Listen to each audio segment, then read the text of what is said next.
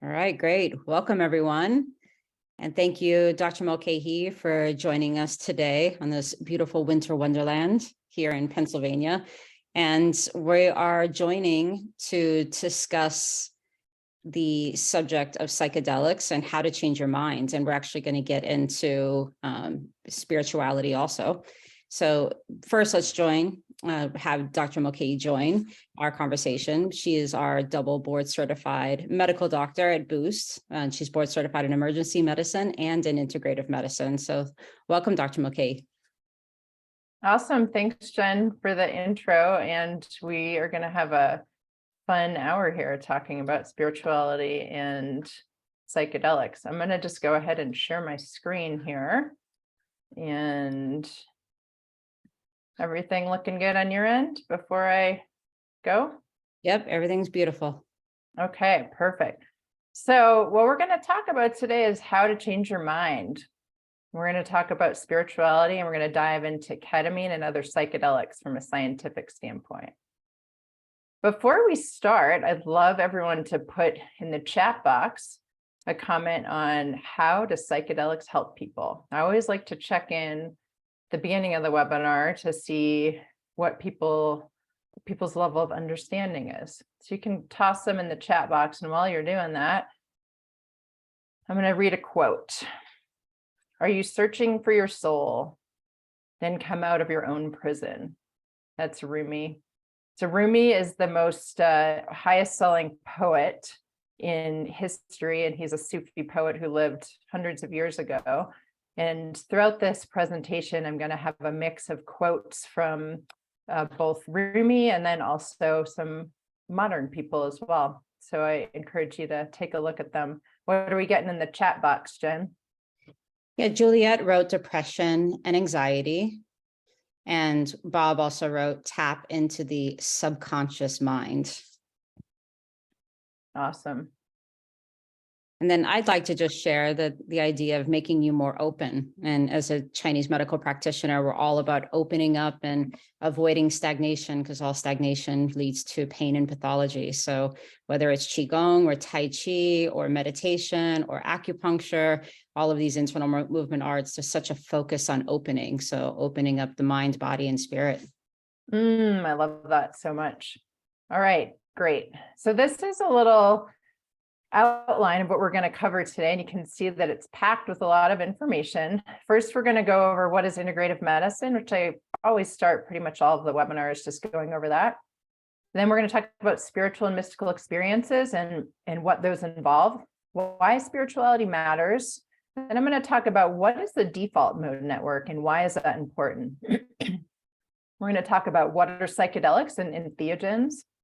And then why stellate ganglion blocks are synergistic with psychedelic treatment. Then I'm going to talk about, are psychedelics and entheogens even legal? Let's talk about that for a few minutes. And then we're going to dive into both looking at manufactured psychedelics and entheogens, including ketamine, MDMA, and LSD. And then we're going to also talk about psychedelics and entheogens found in nature, including ayahuasca, Bufo, Psilocybin, Mescaline, and Ibogaine. We're also going to talk a little bit about set and setting. Then we're going to talk about the connection with serotonin and then the future of psychedelics. If you have any questions, you can stick them in the chat box and we'll get to as many as we can at the end. What we're not going to explicitly talk about today is cannabis, which, cannabis has a lot of great uses in terms of human consciousness and medicine, but we're not going to talk about that today. We're also not going to talk about specific dosages or protocols for the most part. All right. What is integrative medicine? A little Rumi quote here for you. The desire to know your own soul will end all other desires. So integrative medicine, as anyone who's listened to any of my webinars before knows, is the modality. It's basically an umbrella that encompasses all of the forms of healing modalities with evidence. So under the umbrella of integrative medicine is functional medicine, conventional medicine, sound healing, regenerative medicine, chiropractic medicine, naturopathic medicine, massage, etc. And the thing that I want to make sure that everyone understands is what we're doing is all evidence-based. Now, it might not be a multi-center randomized placebo-controlled trial, but everything that we do does have evidence. So we're not just doing things willy-nilly. And integrative medicine is also a board certified specialty. So I did a 2-year fellowship in it and took a board exam, just like I did with emergency medicine. All right, let's talk about a 35,000 foot view of disease versus health. So basically, we talk about this a lot with our patients and with our team. Whether we're in a state of disease or health really just depends on if our biologic systems are stronger than all the internal and external stressors. So the biologic systems are everything you can imagine: your immune system, digestion, detox, hormones, and then the stressors are anything external and internal that causes stress to your system. If we have too many internal and external stressors and they outweigh the biologic systems, then we're in a state of disease. And if it's the other way, then we're in a state of health.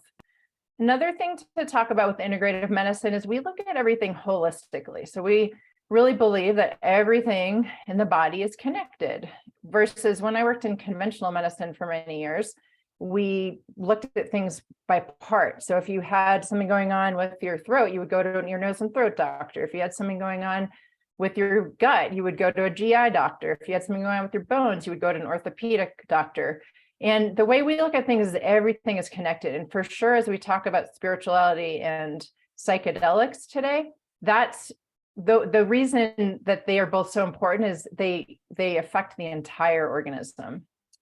Another model that I like to use that I talk to people about is the bathtub model. So if you imagine a bathtub, and if you imagine the container is basically our biologic system capacity, and then the water going in is all of our internal and external stressors that are coming in all the time. And then the drain is basically our ability to get rid of the stressors and to detox. And again, the biologic systems are all the systems that we talked about, and the stressors are all the stressors that we already alluded to. And then if you look here at what can happen, so maybe you have a disrupted microbiome that's keeping your bathtub half full already. And then we add in some chronic stress. So it's almost full, but you're still doing okay. It hasn't overflowed. And then you add COVID in, and suddenly the bathtub overflows and you have all these symptoms. So we saw this a lot in the last few years, that people were like, I don't understand why I have all these symptoms. I was fine before. And so the way we look at things is, how can we make the bathtub bigger? How can we open the drain? And how can we turn down the water, which is the internal and external stressors coming in? It's really that simple.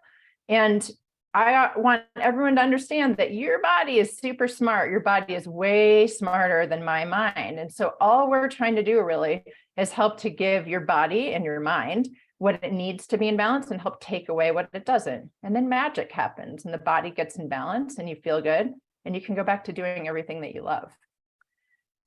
Let's zoom in a little bit and talk about the 7 pillars of health. So we've done webinars on many of these already, and we're going to touch on spirituality today. And spirituality is evidence is showing more and more how important it is to health and longevity and performance. And then the other thing that I'd like to just touch on is that we really have a connection, and we know this, between our mind and our body and metaphysical causes of disease. So if we have a belief system that says we're not worthy, for example, we might end up having chronic autoimmunity or something like that. And so in this particular webinar talking about psychedelics, one of the things that's so profound about psychedelics is it actually helps us to change those belief systems, which then changes our entire life. And it's important to mention that this is all a collaborative effort. So what we actually do when we're seeing people either in the office or on retreats or on telemedicine is only about 10% of it. What you do on your own is 90%. And that's why we have an awesome team of health coaches that help support you. And I always tell people that it generally takes somewhere between 2 to 5 years to get your body back in balance. And that just depends on the time you have, the motivation, the resources. All right, let's start diving into what we're really here for today, which is spirituality and psychedelics. So I think there's so much out there about the present moment and about spirituality, and the present moment is the only aperture through which the soul can pass out of time into eternity, through which grace can pass out of eternity into time, into the soul, and through which love can pass from one soul time into another soul time. I've been a seeker, and I still am, but I stopped asking the books and the stars. I started listening to the teaching of my soul. What is spirituality? So I think spirituality, for some people, can kind of be this area they don't want to talk about. It's kind of in the politics, religion that we don't want to talk about. Spirituality is actually very different from religion. Spirituality is our deepest sense of belonging and connection. It's a deep connection with ourself, with others, with nature, and a larger sense of wisdom and love. It's about a sense of purpose, meaning in life, positive emotion, and it's a range of ordinary and mystical experiences of oneness. So we're all connected. We're not these individual beings. We're all connected. And it's really getting the ego to shut up and reveal the inner core of peace. And we'll talk more about that in a couple minutes. There's been a lot of research on what is spirituality. And there's a constellation of 8 positive emotions that have come up: awe, love, trust, compassion, gratitude, forgiveness, joy, and hope. So I think if you're like me and most people, we'd all love to have all of those emotions all the time. And you don't need to travel anywhere. Journey within yourself, enter a mind of rubies, and bathe in the splendor of your own light. I think it's important to differentiate spirituality versus religion. And I think this doctor did a good job here of summing it up. The spiritual is that realm of the human experience with religion, which religion attempts to connect us through dogma and practice. And sometimes it succeeds and sometimes it fails. Religion is a bridge to the spirituality, but spiritual lies beyond religion. Unfortunately, in seeking the spiritual, we may become attached to the bridge rather than crossing over it. And I think Rumi's quote, "I belong to no religion. My religion is love. My heart is my temple." So I think similar to, integrative medicine is this big umbrella under which all forms of healing lie. I think spirituality is a big umbrella under which all forms of religion lie as well. And spirituality is all about emotion and social connection. So I often wonder how psychotherapy might be improved if it focused more on enhancing positive emotions rather than focusing on the negative emotions. Remember that the entrance door to the sanctuary is inside of you. Why does spirituality matter? I believe the vital ingredient is love, a state of caring compassion that is so deep and genuine that we erect around the self or transcended. Love is a bridge between you and everything. How to change your mind. So spiritual experiences can actually help to ameliorate suffering. And if you can change your mind, you can change your life. So psychedelics have really gotten supercharged over the last few years with Michael Pollan's book, How to Change Your Mind, and then his Netflix series. We've gotten a lot of folks coming into the office asking about ketamine drips and ketamine treatments after reading the book or watching the Netflix series. And I like his quote, "For me, spiritual is a good name for some of the powerful mental phenomena that arise when the voice of the ego is muted or silenced. There is much more to consciousness than the ego, as we would see if we would just shut up. But the ego, that inner neurotic who insists on running the mental show, is wily and doesn't relinquish its power without a struggle." And that's a quote from Michael Pollan. So let's talk a little bit about the inner light and the ego. So I really like the light and the lampshade model. So if you imagine that the light bulb is you, it's your core self, it's your spirit, it's your true self. And then the lampshade is basically your ego. And it's going to filter perception, it's going to color emotion, it's going to help determine your behavior. And it basically, you can see in this, it isolates the core self from the larger whole. So we're all walking around with these like lampshades on our lights that are kind of filtering us from other people. And you can have a lampshade that's clear and translucent, like the one in the middle here, or you could have a really thick one. So trauma wires the nervous system to protect rather than connect. So if we had a traumatic childhood, we're going to more likely have a big, thick lampshade, and that is going to cause distorted perception through an identity that seeks safety and love, but can't seem to find it. And it causes consistent suffering. Why the heck am I talking about this? We're supposed to be talking about psychedelics. The reason is psychedelics can be a way to kind of like loosen up that lampshade or make that lampshade more translucent so that your light shines. And so you can see things clearly. If you've got a dark lampshade around, you can't see things clearly. So psychedelics can really help with this. We want to take the pearl and leave the shell behind. So the pearl is our light, our true self, and the shell is the lampshade, or our ego. All right, let's talk next about what is the default mode network.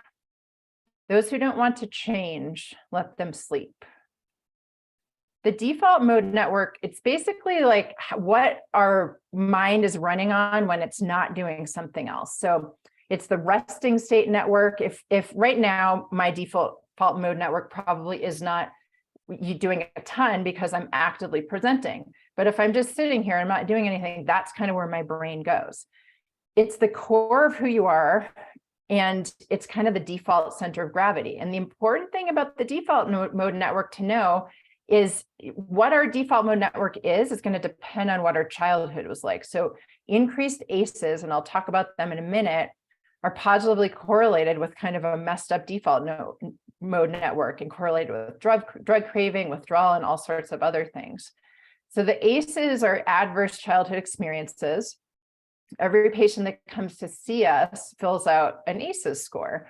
And that's so we can see like what's happening basically with your default mode network. If your ACEs score is high, you can see here, if you have 4 more ACEs, 14 times the number of suicide attempts, 4.5 times more likely to develop depression, 10 or 11 times the level of IV drug use, 3 times the level of lung disease and smoking, 2 times the level of liver disease.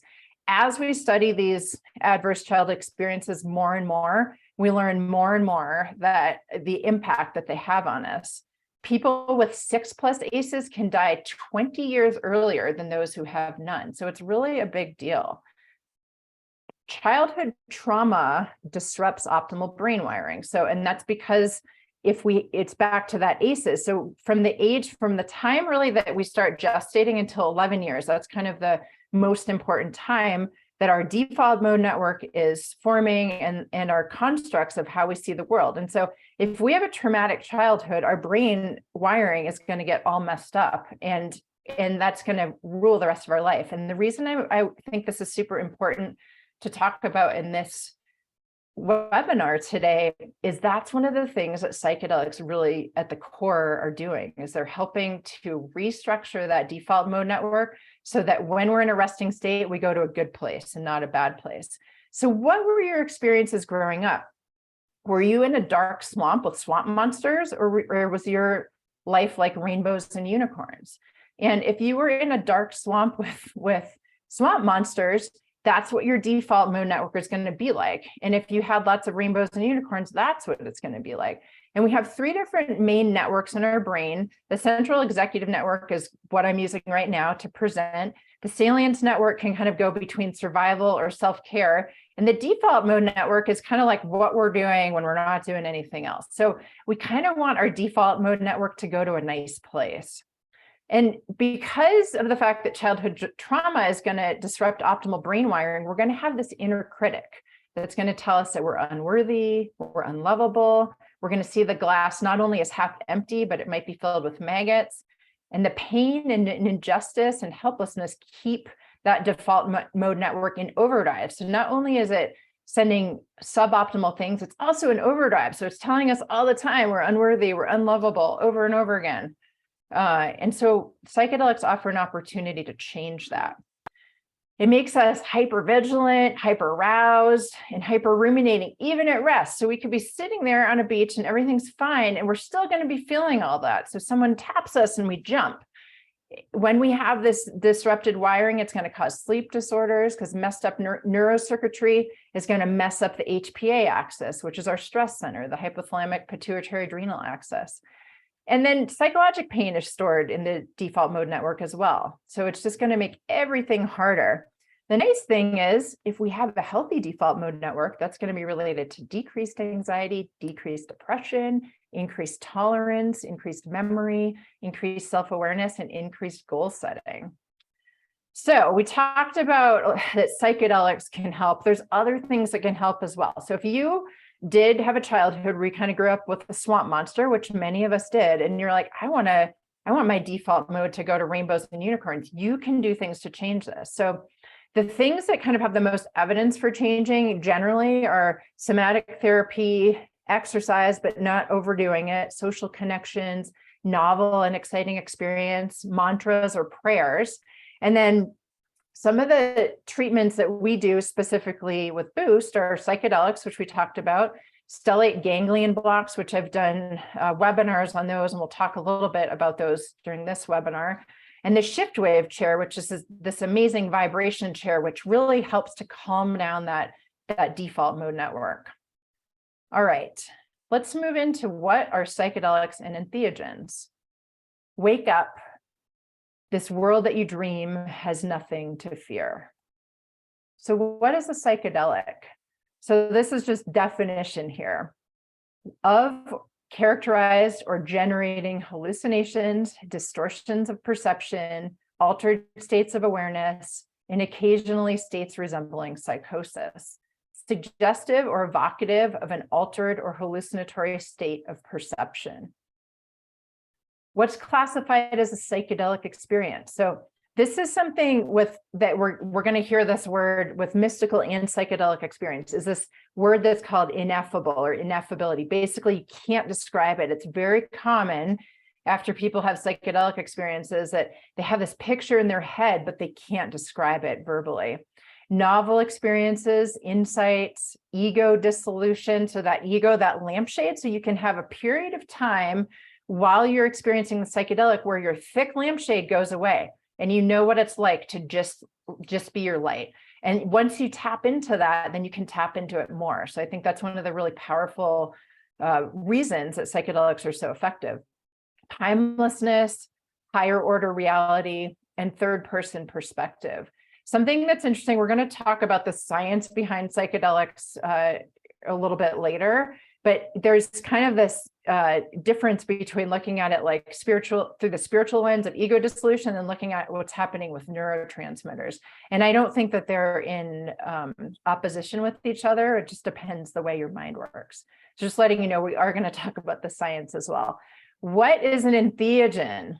So an entheogen is a psychoactive substance, usually one derived from plants or fungi, but also from the secretions of animals such as toads, that is ingested by a shaman or another participant in a ritual in order to produce visions or gain mystical insight. It's a psychoactive substance used for the purpose of inducing a mystical or spiritual experience. So I would argue that basically all psychedelics are entheogens if they're being used intentionally to induce a mystical or spiritual experience. So if you're just taking a psychedelic just to have a wild ride, then that's not an entheogen. But if you're doing it with the intention of having a mystical experience in a ceremonial setting or in an office setting, with the intention of dissolving your ego and seeing things clearly for what they are, I think all psychedelics are entheogens. What is a mystical experience? So you see this word ineffable again, a brief interlude. So that means that it's kind of beyond space and time, but it seems so real when you're in it. But it's not, you don't know, you might oftentimes people are in ketamine drips and the drip lasts 45 minutes. And sometimes it feels like it's many, many days or lifetimes. And sometimes it feels like it's just been a split second. Noetic. So what that means is when you're having the spiritual experience, you feel like you've gotten this precious wisdom, like that you're getting this download from God or from some higher being, whatever you want to call it. God triggers people. And just to be clear, I believe that there's something going on that we can't explain. I don't subscribe to any religion. I think that my time working in the emergency department taught me for sure that there's things that we can't explain. And now doing lots of experiences with patients with ketamine has just further solidified that.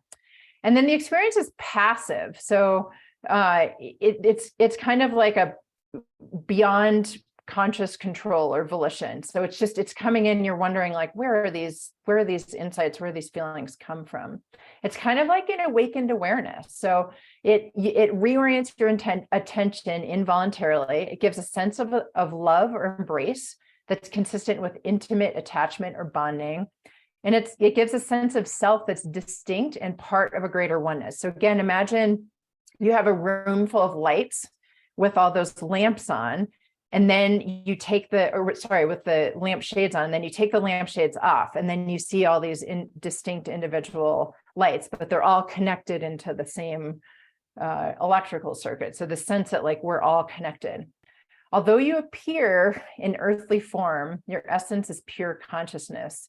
You are the fearless guardian of divine light. So come, return to the root of your own soul. All right, what are stellate ganglion blocks and why are they synergistic? The awakening does not come to you, you find it in you. So I'm not going to spend a lot of time talking about stellate ganglion blocks. We have a couple webinars on that. They are treatments that we do in the office. It's an injection in the neck, and it's basically a reboot of your autonomic nervous system. The reason I think they're very synergistic with psychedelics, and I believe that anyone that is pursuing psychedelic therapy would benefit from getting a stellate, is the stellate is going to balance your parasympathetic and your sympathetic nervous systems. And then psychedelics all stimulate nerve growth. And so if you're stimulating nerve growth and your parasympathetic and your sympathetic are out of balance, you're going to have more sympathetic nerve fibers growing. And you actually, to be optimal for health and for performance, you want those to be in balance. So if you do this stellate in conjunction with the entheogens, with the psychedelics, it, I believe, has the potential to stimulate more parasympathetic nerve growth and help get your nervous system in balance more. All right, let's spend a few minutes talking about if these things are legal. So a lot of times people, are interested in pursuing psychedelic experiences and entheogens, mystical experiences, particularly after Michael Pollan's work. And it's hard to know what's legal and how to access it. Try not to resist the changes that come your way. Instead, let life live through you. Do not worry that your life is turning upside down. How do you know the side you're used to is better than the one to come? I love all the Rumi quotes. They're so good.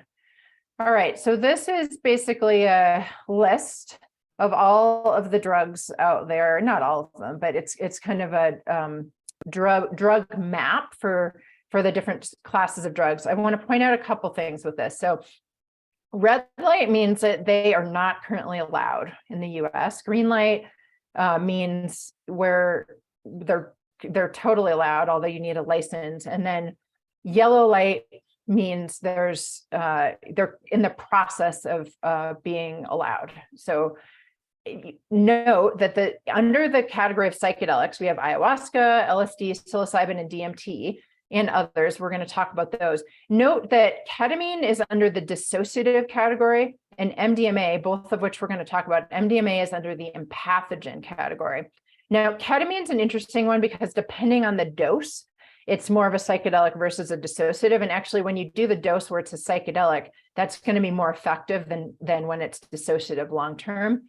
And then, in terms of MDMA being an empathogen, I think like broadly, it's still an entheogen and it still fits into the psychedelic category. But the main point of this diagram is to just show that ketamine is currently the only one that is green light. Both MDMA and psilocybin are yellow, I would say, and then all the rest are still red light in the US. So, and this is all based on FDA classification. So Schedule I drugs are substances that have high potential for abuse and have no currently accepted medical use in treatment in the US and have a lack of accepted safety for use under medical supervision. So basically all the psychedelics we're going to talk about all fit into Schedule I, including MDMA and including psilocybin, and certainly mescaline, LSD, ayahuasca. And then class 3 is what ketamine is. So that they have less potential for abuse than substances in class 1 and 2, and the abuse may lead to moderate or low physical dependence or high psychological dependence. So that's why you see ketamine way more widespread right now than mushrooms or MDMA, or certainly ayahuasca, LSD, peyote, all those, because ketamine is actually legal. So we can do ketamine drips in the clinic. I've been using ketamine in the ER for years. It's an amazing drug. What's the difference between FDA approval versus it being legal? So if it's FDA approved, then it's a food or medication that's been tested thoroughly and it's approved for safety. And they've done lots of large scale studies and they've determined that its benefits outweigh its risks. So that's if it's approved. But then for it to be legal, it has to be removed from the DEA list of scheduled substances. So it would have to be removed from that Schedule I, and the DEA can choose to do that at any time. So it's looking like probably MDMA is going to be legal by the end of the year, most likely, and psilocybin probably within the next couple of years. And we're already seeing that there are pockets where psilocybin is legal. Something I want to comment about is religious liberty. So people ask, like, well, how the heck, I know about a friend that did a psilocybin ceremony in California. How is that possible? So there's religious exemption for ceremonial use of prohibited substances. And so basically I could form a church right now, and I could say that my church requires psilocybin and ayahuasca and San Pedro and Bufo and all these things in order as part of the sacraments and the ceremonies, and then it's legal to use. So any ceremonies or any retreats or that you see in the US using any of these substances, for the most part now, outside of areas where psilocybin has been legalized, it's churches that are doing it.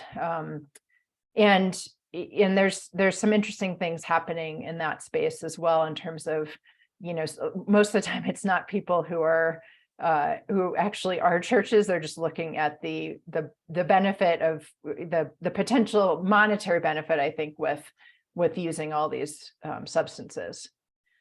All right, the next thing we're going to talk about is the manufactured psychedelics and then the psychedelics found in nature. But the first thing I'd like to talk about for a few minutes is just set and setting, because I think that's super important in terms of a psychedelic experience. And if you've looked into potentially having a psychedelic experience, or you have before, I'm sure you've heard this. So I just want to touch on it for a minute or two.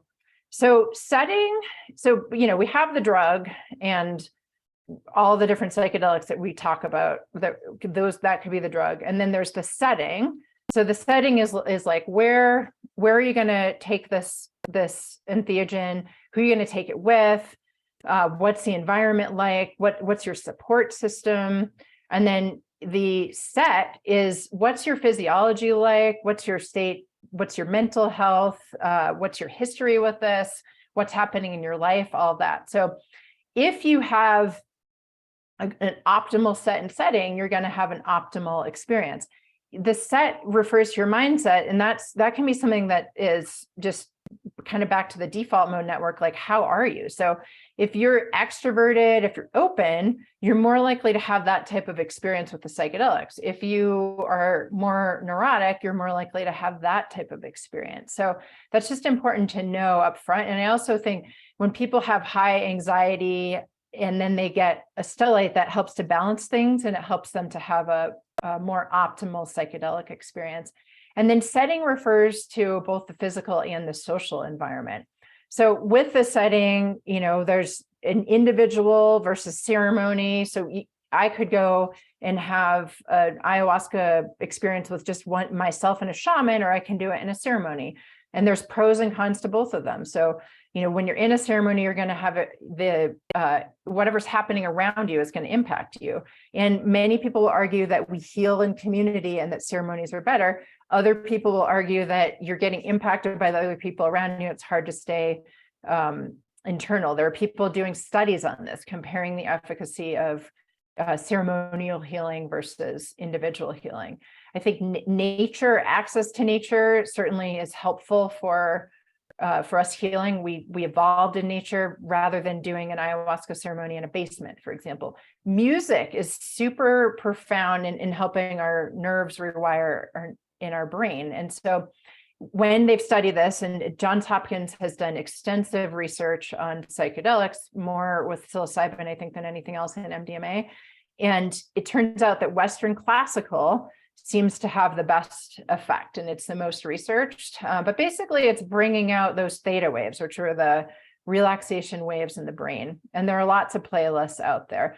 You don't want to come into one of these experiences playing something like heavy metal or violent music that is then going to be accentuated and potentially put you into that swamp animal area. And then another question is like retreat versus clinic. So retreat is a quiet or secluded place where you can relax and rejuvenate.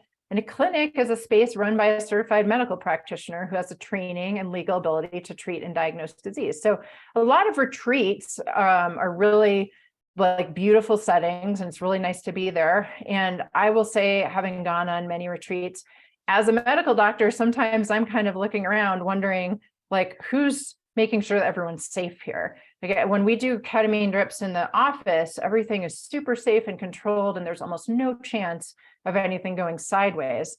If you're taking medicines out in the middle of nowhere without a medical person on staff, like, unfortunately, people do.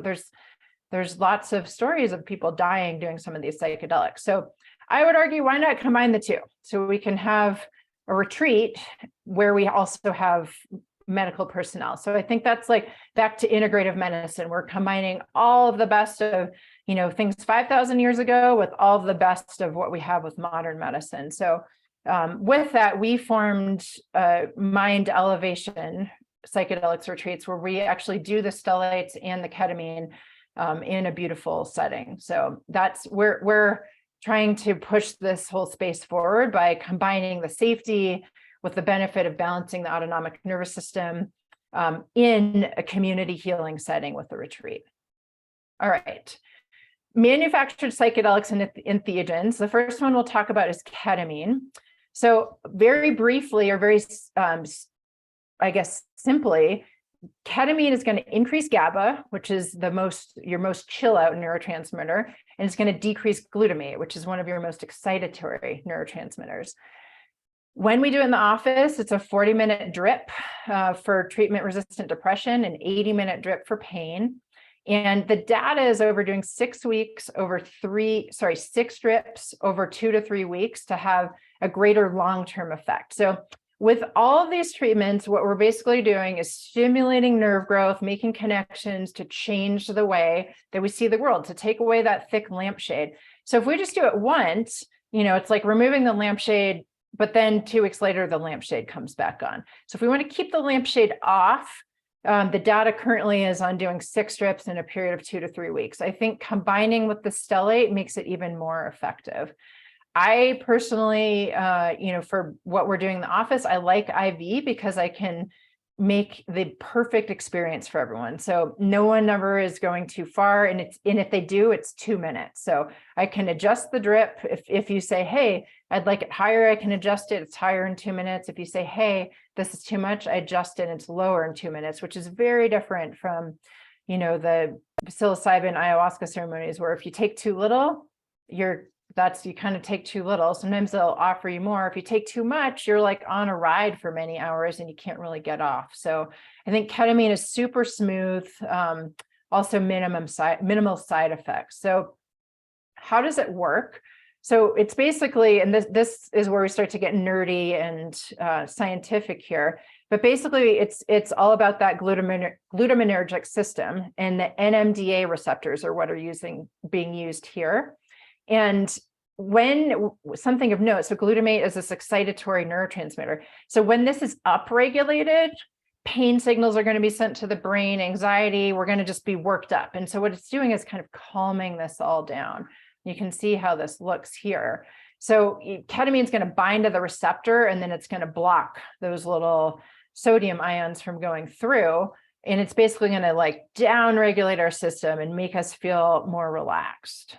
It also, just of note, because people look into this, it also increases brain-derived neurotropic factor and it also signals the pathways of rapamycin. So both of those are great for cognitive health and longevity as well. So in addition to helping with depression and pain, I think it helps with a whole host of other things. And then the other thing that I just want to point out here is it deregulates and disintegrates the default mode network when we have the right amount. And so I mentioned earlier about we want ketamine for optimal outcomes. We want ketamine to be a psychedelic experience, not a dissociative experience. So that's when we kind of give people so much ketamine that they're like totally knocked out and out of it, versus like a lower dose where they're in it and they're it's more of a psychedelic experience. So, and that's all about those different networks that I showed with the brain. So ketamine specifically has been shown to help the default mode network in the right doses. It's a Schedule 3 drug, which I mentioned before, and it's a synthetic derivative of PCP. And it's been used for years as an anesthetic in the hospitals.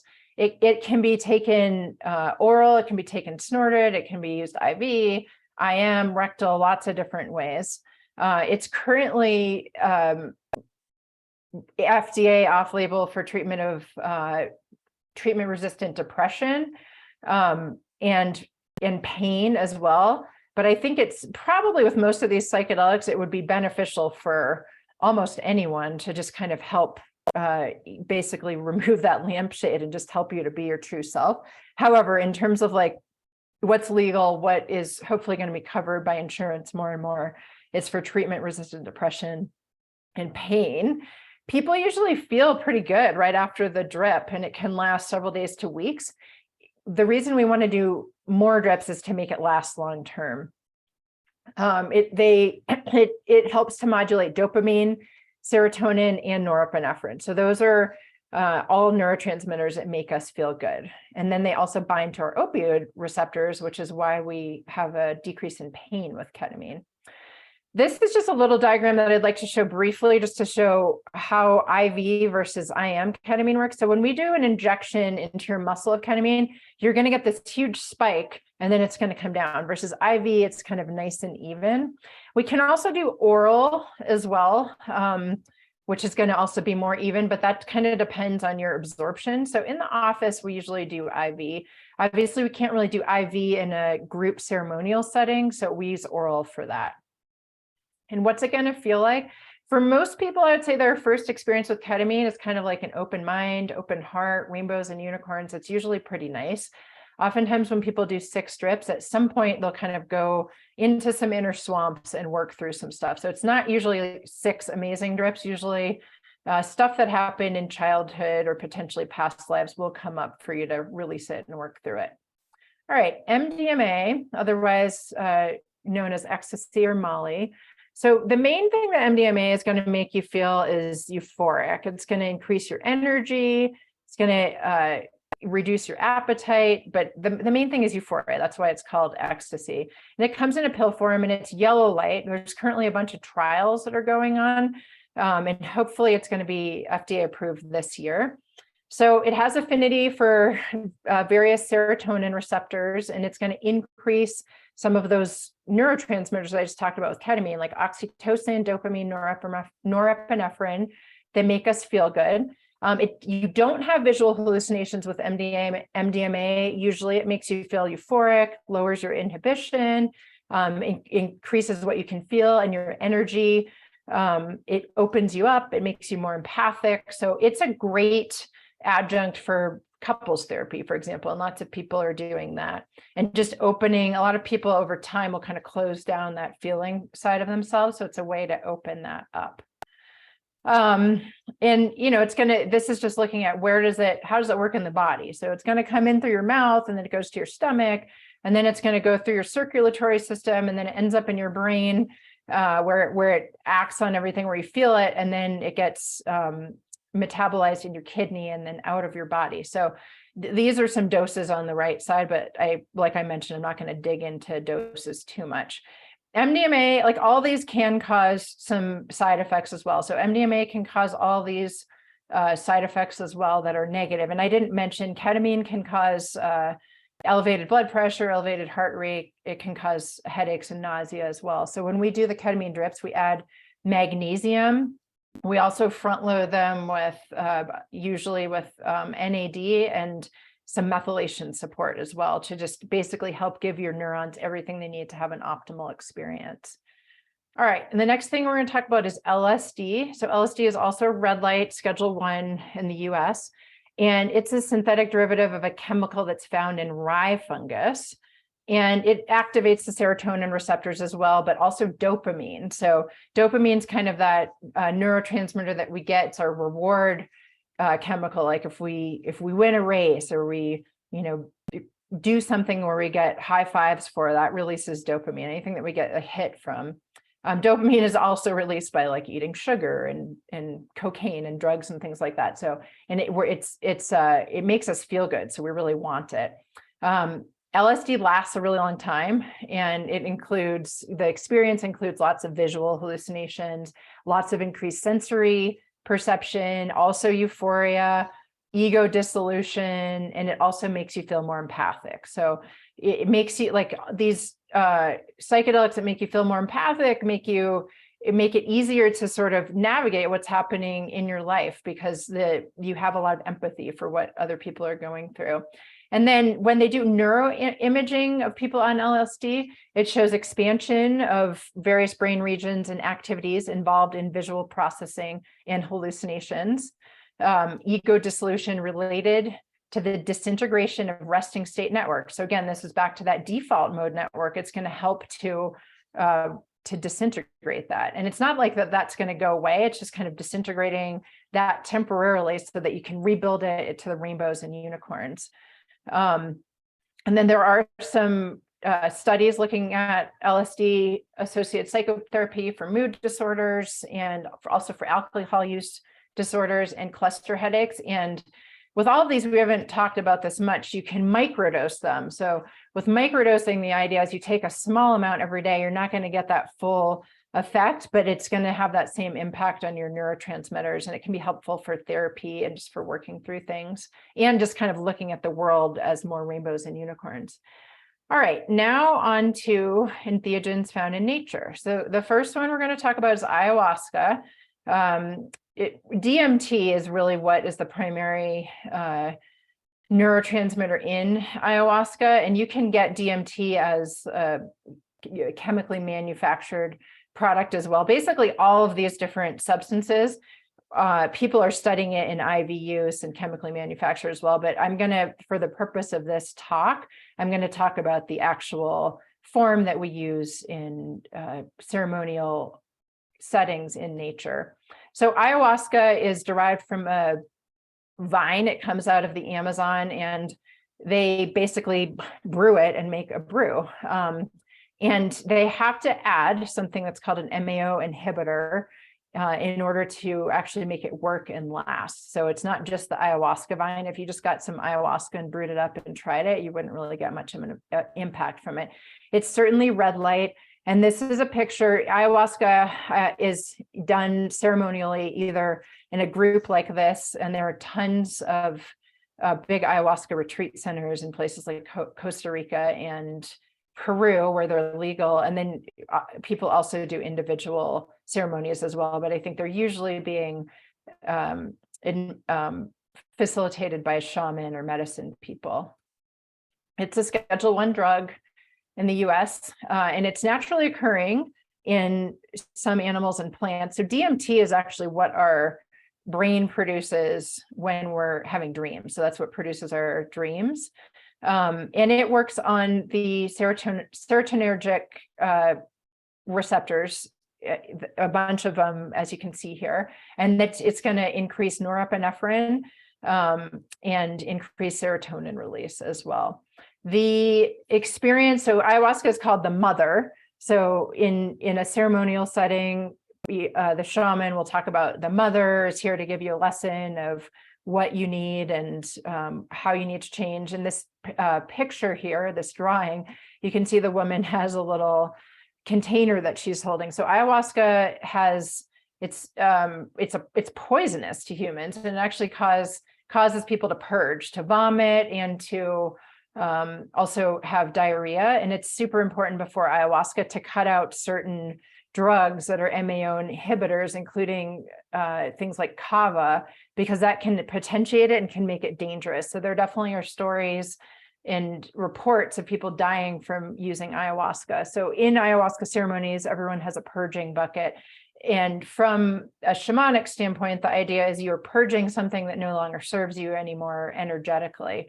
The experience, what comes on usually within 30 minutes, there's usually pretty strong visual and auditory hallucinations, altered sensorium, and the room appears different.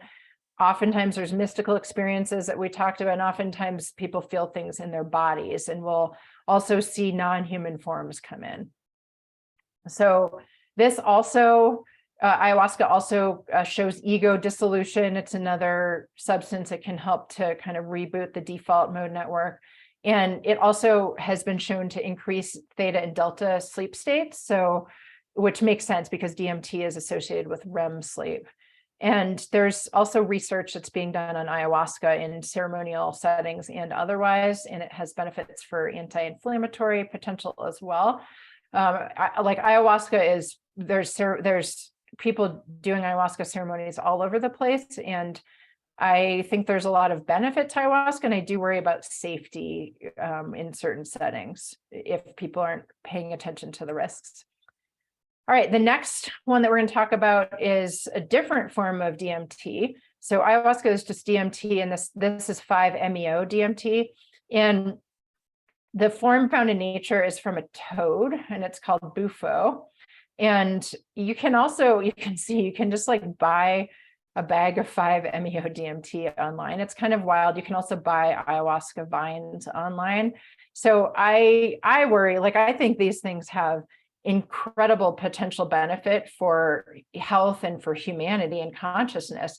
And I worry that like people kind of selling this stuff to make a buck could potentially cause harmful outcomes that then cause it to get more regulated instead of less regulated. So my hope is that it continues to be the path for legalization and safe use continues to happen. So the Bufo, so basically the 5-MeO DMT that is used therapeutically in nature is derived from this Bufo alvarez toad.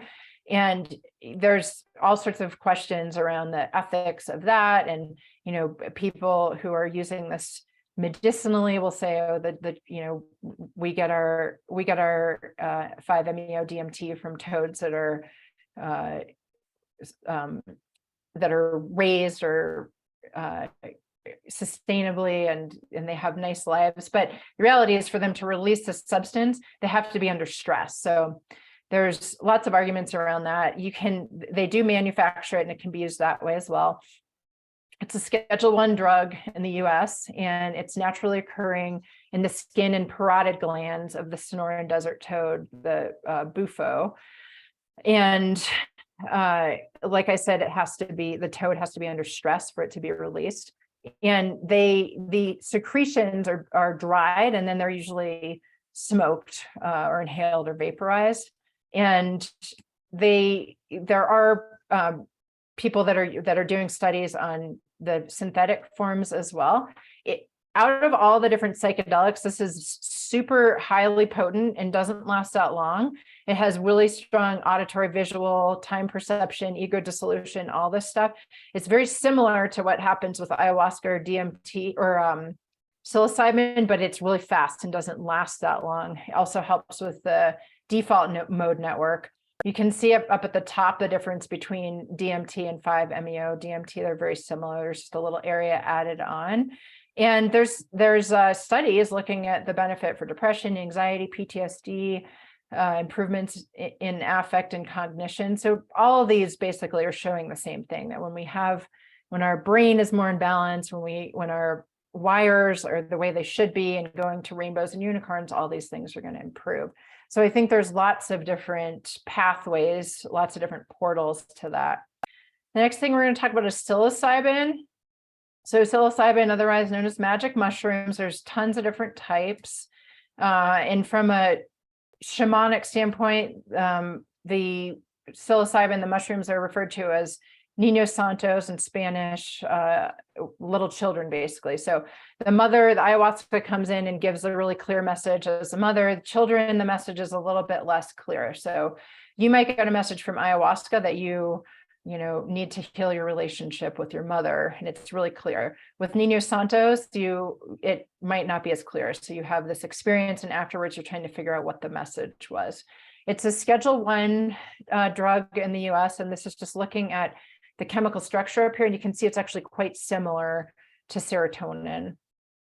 Psilocybin occurs in a bunch of different fungi, and they're usually dried, and they can be taken whole orally, or they can be made into teas, or they can be ground up and made into pills. They work on the serotonergic system as well. And then the affects that are generally included with psilocybin are lots of distorted sense of time, psychoactive, so hallucinations, relaxation. They're used pretty widely now for microdosing, particularly downstream of Michael Pollan's book. It's also going to help with the default mode network and help get that back to rainbows and unicorns. It's currently FDA approved as an investigational drug, and it's in phase 2-3 trial. So similar to MDMA, it's yellow light, and it is legal in some places like Denver. There's places in California, the state of Oregon, and most likely that's going to be the next one after MDMA that will be legal in the US.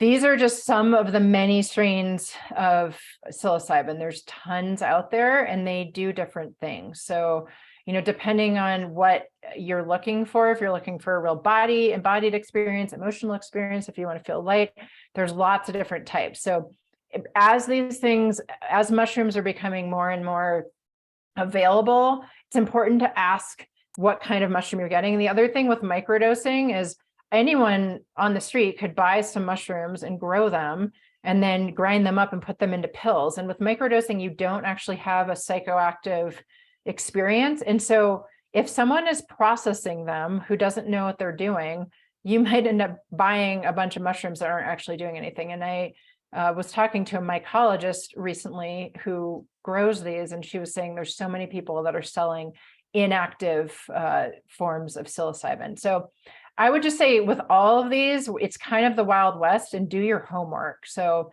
make sure that you kind of know what you're getting into. Don't just buy something from someone. You could actually have a really bad experience. I heard a story from someone recently who bought some mushrooms thinking that it was a microdose. The person was like, yeah, this is a microdose. And they took it, and a microdose is usually around 100 milligrams to 250 milligrams. And the dose they were given was 2 grams, which is 2,000 milligrams. And they went on a ride that they weren't expecting. And luckily they had the tools to manage that, but that could have been a really bad outcome potentially if they were in a place where they didn't know that was going to happen. So be wary of what's happening now with all of these. The next one that I'm going to talk about is mescaline. So mescaline is derived from cactus, and there's San Pedro, there's peyote, there's the Peruvian torch cactus, and all of these are also red light. San Pedro is called the grandfather, and I like this Dalai Lama quote, "I'm not interested in whether you've stood with the greats, I'm interested in whether you've sat with the broken." So San Pedro has been used for millennia in the Andes as a powerful plant teacher and spiritual ally. It helps with depression, alcoholism, and it's all about serotonin. Again, we'll talk more about that. And San Pedro is kind of like this more also kind of euphoric light feeling, generally speaking. So like ayahuasca if you're doing a ceremony that has like ayahuasca and mushrooms and San Pedro, like ayahuasca will come in and give you this like really hard message and uncomfortable experience.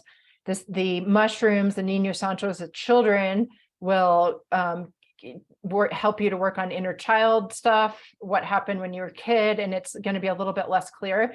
And then the grandfather comes in and holds this nice soft space for you to integrate.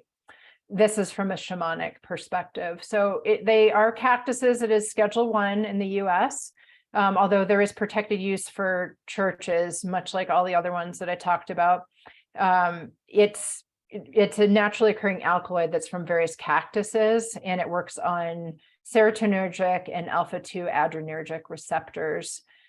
It doesn't last, or it lasts way longer than a lot of these others. It's pretty low potency, so you don't have that like huge, like blow you to some other dimension right away. It's much calmer, and it lasts for many more hours. But it does allow people to have this real feeling of euphoria and transcendence. Any of these can cause people to have nausea and vomiting, but this one's not usually so bad. It helps to dissolve the ego, and it helps with the whole default mode network as well. The next one I'm going to talk about, and the last one, is Ibogaine. So Ibogaine also is a Schedule 1, and it's naturally occurring alkaloid in a West African shrub. So that's a picture of the shrub there. And it's been shown to be super potent and super effective for drug withdrawal and alcohol withdrawal. However, it's kind of the way it's being used naturally is kind of too dangerous. It causes cardiac problems. There's been more fatalities with that. Bufo also, the 5-MeO DMT, has had more fatalities. So some of these are just a little bit too dangerous right now in the way that they're being used. It's not to say there's not potential for them, and this is in my opinion. So it does promote neuroplasticity via neurotropic factor. And the main thing that it's super helpful for, that does seem to help a lot with, is drug and alcohol addiction. All right, the next thing I'm going to cover, we're almost there. This is a diagram that I made just kind of showing all the different psychedelics that we went over, looking at the FDA class, the half-life. You can see half-life is how long does it take for half of the substance to move through your system, basically to be metabolized. So you can see, ketamine is on the low end, so that's much faster in and out, which is nice if you want to just have a ketamine drip and then go home that afternoon and not be out of it for the rest of the day. And it peaks in 5 minutes if it's IV, all the way up to mescaline, which we just talked about, and MDMA, which are way longer. The peak is how long does it take to get to the peak level in your system. So, Bufo is another fast one that comes on really fast. You can see like mescaline, the peak is not going to be for a few hours. LSD, it's not going to be for a few hours. Then I just show where it's derived from and then what form it's taken. But the form that I have is based on traditionally what it's used, but really you can put any of these chemicals into any form. So you could take any of them, IV, IM, intranasal, rectal, oral, whatever you want, but this is what it's sort of typically used. And I just want to point out, so that 5-HT is basically serotonin receptors. So what are all these working on? Serotonin receptors. And the reason I want to bring that up is we have talked about previously in my gut webinars that about 95% of the body's serotonin is made in the gut. And so I believe that in order to optimize these treatments, you want to have an optimal gut, because if you're not producing optimal amounts of serotonin, you're not going to have as much of an effect. And I have seen this time and time again. Now with ketamine in the office, because that's also on the glutaminergic system more than serotonin, I don't think it's as important, but certainly with any of these other ones like MDMA, LSD, Ayahuasca, Bufo, Psilocybin, Mescaline, all of those, if your serotonin levels aren't optimal, you're probably going to need a higher dose. And I've seen that where people take huge amounts and they barely get an impact. And it does seem like there would be a lot of benefit to helping to get the gut in balance in conjunction with this to optimize the outcomes. And we talk about that a lot with the treatments we do in the office with the stellates and the ketamine, that the central nervous system is connected to the gut, the gut's enteric nervous system. The gut's nervous system actually has more nerves than the central nervous system, and it's connected via the vagus nerve, which is the longest nerve in the body. And so if your enteric nervous system, your gut nervous system is out of balance, that's going to cause your central nervous system to be out of balance. So I believe that anyone that's doing any of these treatments would benefit from working on their gut as well, because otherwise, if you do a bunch of psilocybin journeys, but you don't work on your gut's going to kind of inflame and re-imbalance your central nervous system. And then the final thing that I'm going to mention is I hope that the future of psychedelics will be kind of precision and personalized medicine where we look at who's coming in and what they need, and we do a perfect combination of, if someone needs really a heart opening, but they also need to chill out more, maybe it's ketamine and MDMA or whatever it is. So, but we're doing it all IV so that so the risk really goes away and we can really tailor it to the perfect experience every time. And I think that is coming down the pipeline. There are people doing research on IV forms of all these different medications. And I think in the future, we'll really be able to tailor it into the perfect experience for what the person's looking for each time. All right. Now, after the webinar, how do psychedelics help people? And Jen, you can just weigh in and comment on. Well, one comment is rewire the brain, which definitely is where you started and ended in the conversation. And then also another chat box message was drop the ego and connect with the true self. And one more is work on the serotonin receptors. And I love the subject of the default mode network. It's such a fascinating subject. And the fact that you have this ability to access it, to optimize it, to improve it. I mean, I'm ready to get on a plane and go to the Victor office and get a ketamine. So. It's pretty amazing when you realize that there's all this stuff that's just programming you all the time, and you can change the programming. So it's pretty powerful. And we spend a lot of time working on supporting people to optimize their gut health. So having this in-office resource as a way to start or bookend either end of the foundational work is just such an additional gain. Awesome. Are there any questions? So one question is actually what psychedelics does Boost offer?